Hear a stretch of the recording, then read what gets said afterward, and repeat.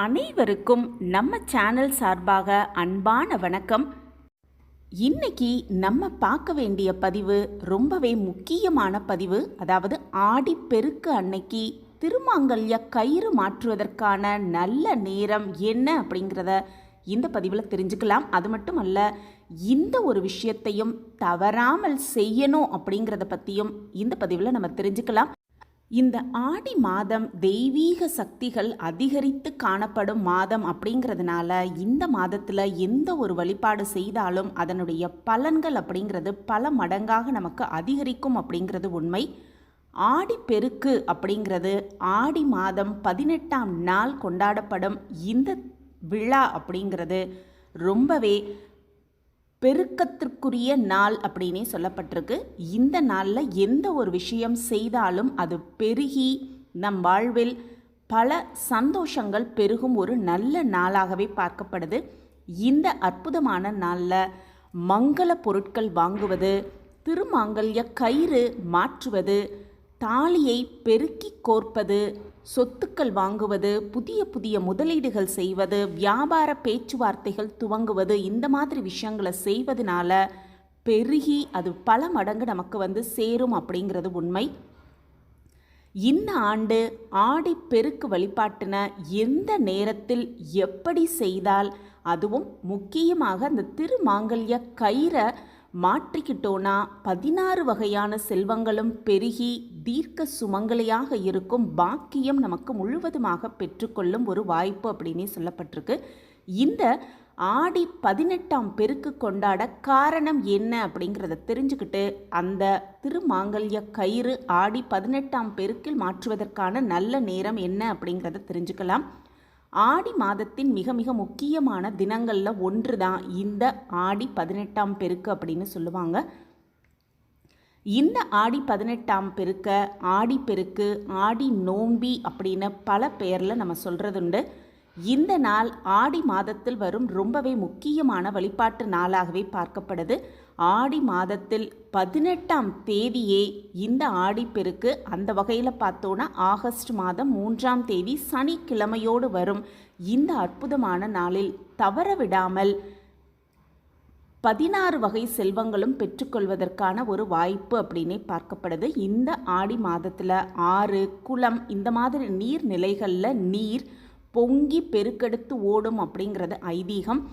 ஆடியில் விதை விதைக்கும் விவசாயிகளுக்கு ஆறுகளில் பெருக்கெடுத்து வரும் அந்த நீர் விவசாயம் செய்து அமோக விளைச்சலை பெற உதவியாக இருக்கும் அப்படின்னு சொல்லப்பட்டிருக்கு.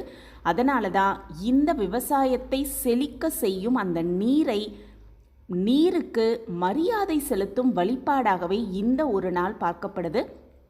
வழக்கமாக ஆடி மாதத்தில் எந்த ஒரு சுப காரியங்களை செய்ய மாட்டார்கள் அப்படின்னு சொல்லப்பட்டிருக்கு.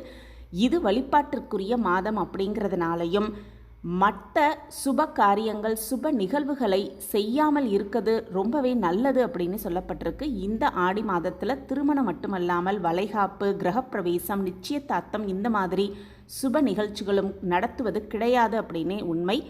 ஆனால் ஆடி பெருக்கு நாளில் தான தர்மம் செய்வது, வழிபாடு செய்வது, திருமாங்கல்ய கயிறை மாற்றிக்கொள்வது, இந்த மாதிரி விஷயங்களை செய்தோன்னா அதனுடைய பலன் அப்படிங்கிறது பல மடங்காக நமக்கு திரும்ப பெற்றுத்தரும் அப்படிங்கிறது உண்மை.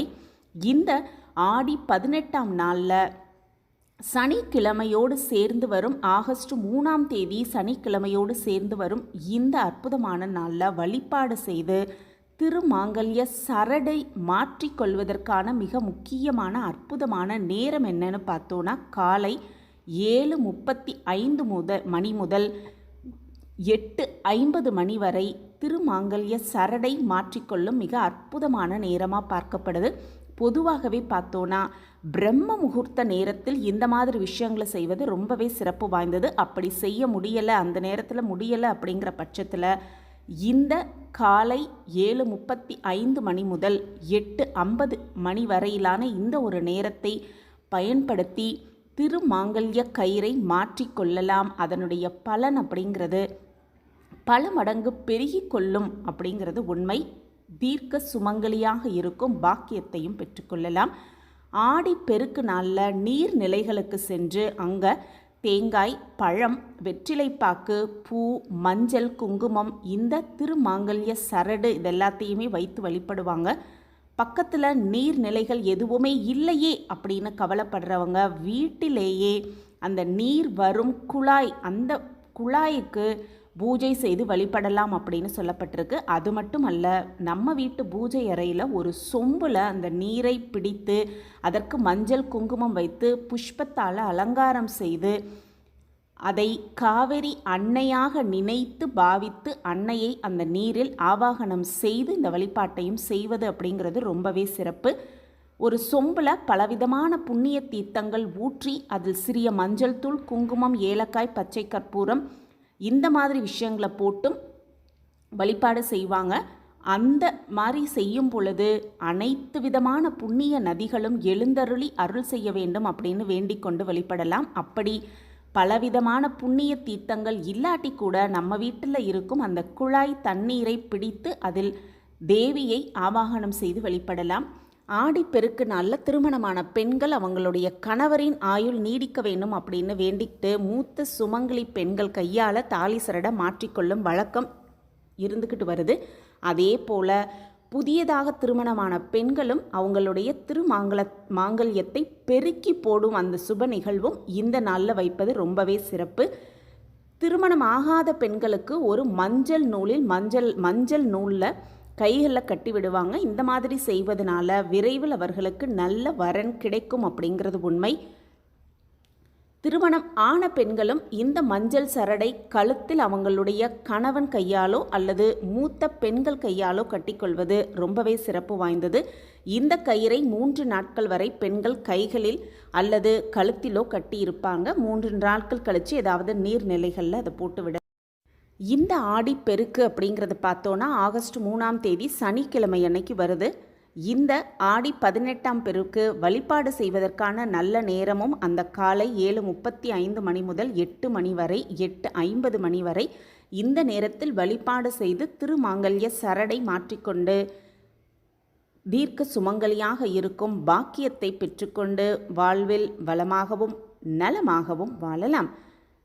ஆடிப்பெருக்கு அன்னைக்கு இறைவனுக்கு வைக்க வேண்டிய நெய்வேத்தியம் என்ன அப்படின்னு பார்த்தோன்னா பாசிப்பருப்பு, வெல்லம், ஏலக்காய், நெய் கலந்து பருப்பு பாயாசம் செய்வது ரொம்பவே ஒரு சிறப்பு வாய்ந்தது. அது மட்டுமல்ல, சர்க்கரை பொங்கல் படைத்தும் வழிபடலாம். அதுலேயும் முக்கியமான நெய்வேத்தியம் அப்படின்னு பார்த்தோன்னா காப்பரிசி அப்படின்னு சொல்லப்படும் பச்சரிசி, வெல்லம், கொஞ்சமாக எள்ளு போட்டு அதோட தேங்காய் திருவி போட்டு அப்படியே கிளறி வைப்பது அப்படிங்கிறது காப்பரிசி. இந்த அரிசியையும் வைத்து வழிபட்டு இறைவனின் பரிபூரண ஆசிர்வாதத்தை பெற்றுக்கொண்டு பலவிதமான புண்ணிய பலன்களையும் பெற்றுக்கொண்டு வீட்டில் அனைத்து வகையான செல்வங்களையும் பெருக்கிக் கொண்டு சந்தோஷமாகவும் சுகமாகவும் வளமாகவும் வாழலாம். இந்த பதிவு உங்களுக்கு பயனுள்ள பதிவாக இருக்கும் அப்படின்னு நான் நம்புகிறேன். நம்ம சேனலை நீங்கள் ரொம்ப சப்போர்ட் பண்ணிக்கிட்டு வரீங்க. எனக்கு ரொம்ப சந்தோஷம். அப்படியே ஒரு கமெண்ட்டையும் போட்டுருங்க. மீண்டும் ஒரு புதிய பதிவில் பார்க்கலாம். நன்றி, வணக்கம்.